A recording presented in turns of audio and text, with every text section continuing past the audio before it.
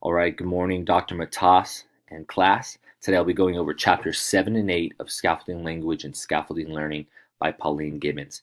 I gotta say, I really enjoyed reading these two chapters. These two chapters are full of resources, full of tangible tools, activities that we can use in our future classes as future educators. And I also saw a lot of correlation between a lot of the texts we're reading in our other courses, such as Hammond and Professor Ginsberg's class and Mike Schmoker. And so I really enjoyed seeing these correlations between all these texts. So Pauline Gibbons first talks about the types of listening. And she talks about these four quadrants A, B, C, and D. And so I'm going to talk about first is these two quadrants that involve two-way listening.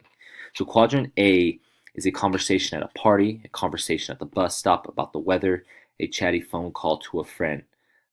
Quadrant C is more informational, and that is examples of that would be a job interview, a conversation involving giving directions or instructions, and a phone inquiry about buying a computer.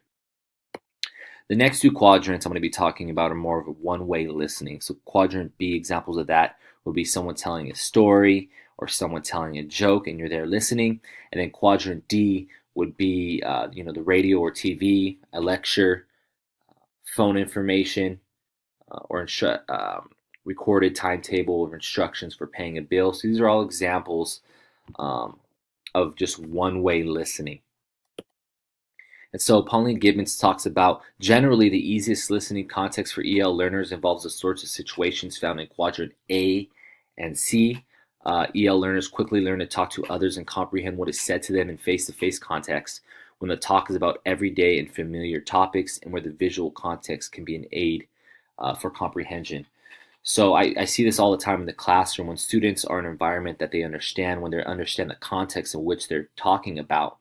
It helps in understanding and as well as speaking a specific language. So I really, really liked these tips here that Pauline Gibbons talks about.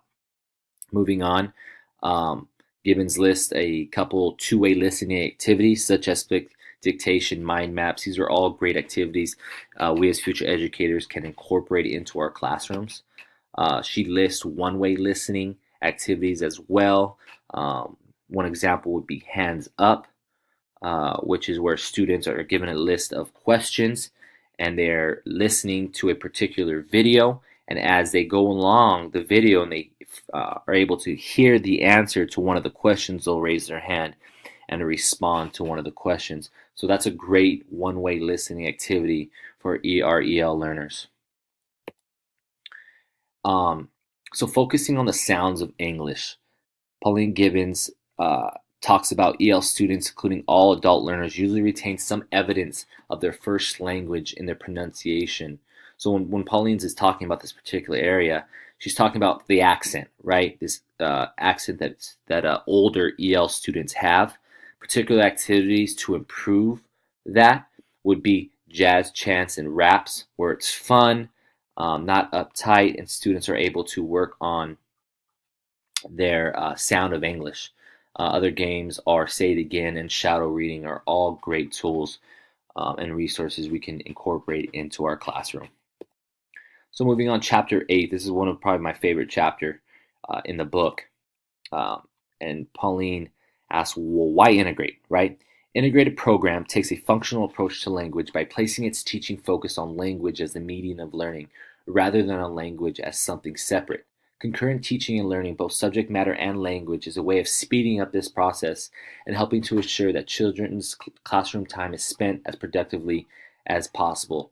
So those are just two great examples of why we need to be able to integrate in our classrooms. She goes on to say instruction and language alone is usually insufficient to enable children to succeed in mainstream studies.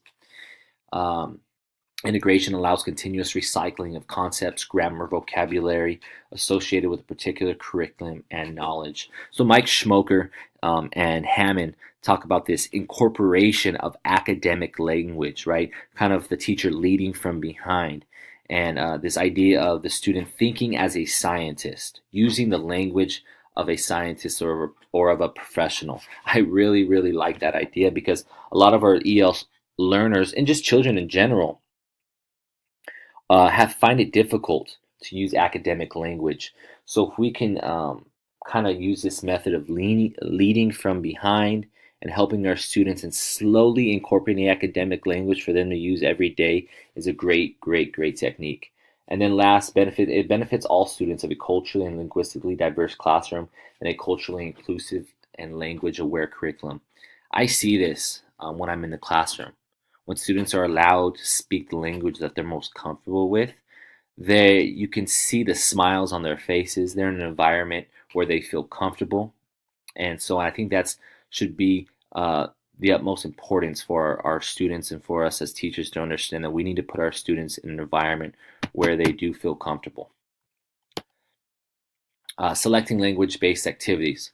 So first, Pauline Gibbons talks about building the field, so gaining a knowledge on the issue. So building this background knowledge before moving on with the activity. Pauline Gibbons moves on to modeling and destructing the genre, so reminding children of the overall structure of the test, whether they be constant reminders or putting a model of the structure which we as teachers are looking for on the board. And then joint construction is together the teacher and the children construct a similar text to the one they would later write. So that's more of a we do, right, activity where we're doing it both as a group or as a class. And then independent writing. This is where the students on their own, right? And where they're getting support from either their other group members or us teachers on completing a task independently.